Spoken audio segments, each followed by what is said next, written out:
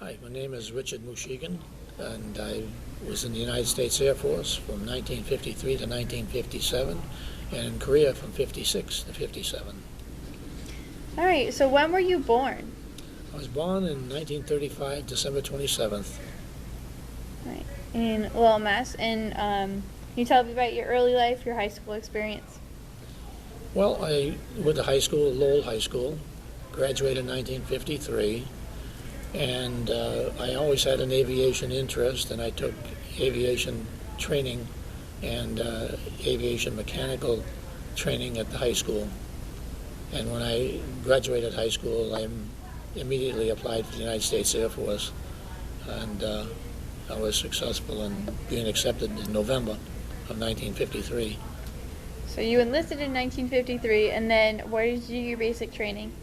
I did my basic training in Sampson Air Force Base in upstate New York. And then from there, where did you go?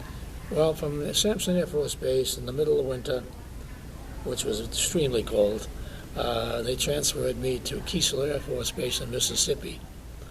Okay. And I spent 3 months in Mississippi learning radar techniques, intercept techniques, fighter intercept techniques, and radar early warning. And at that point, I was transferred to New Mexico because we had to protect Los Alamos. No aircraft could fly over Los Alamos. It was a restricted area. So Los Alamos had 3 radar sites ringing around it, and I spent 2 years there making sure that no aircraft penetrated that airspace. Okay. And then you were sent to Korea in 1956? I was sent to Korea in 1956 after I was desperate to get out of New Mexico because we were 7,000 feet up on a plateau, and there was nobody to talk to other than jackrabbits and and wildlife.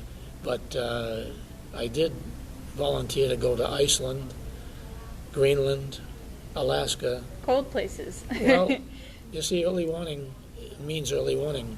I even volunteered to go to the Faroe Islands, owned by Denmark, up in the North Atlantic, up by the Arctic Circle, and I didn't get that. I finally got Korea, so off I went, and I was happy to get it. Yeah. So you got sent to Korea. Where did you arrive? Well, actually, didn't go direct to Korea. We left San Francisco, went to Hawaii, to Wake Island, and Japan. And in Japan, we got assigned to a certain destination in Korea, which I didn't know anything about anyway, but it was called K-55, which turns out to be Osan Air Force Base. And we awaited shipment, and we flew from Tokyo to Kimpo Airdrome in Korea. And it was kind of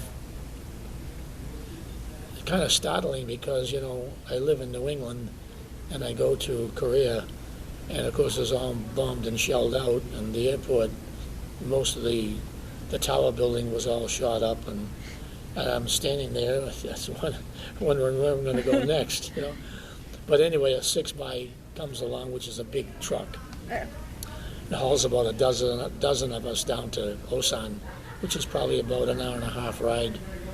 And seeing the picturesque territory, which it wasn't, because it was all trees shattered and mud, and it wasn't very impressive, But we got on to Osan, and that was nothing but low buildings, kind of like quickly developed shacks. And I showed you some pictures of that there, and it wasn't very impressive. So I got situated in the tactical control squadron there. We were going to work in the control center. And I spent a year there doing tactical work, fighter interceptor work, basically monitoring the airspace from North Korea to South Korea. Okay.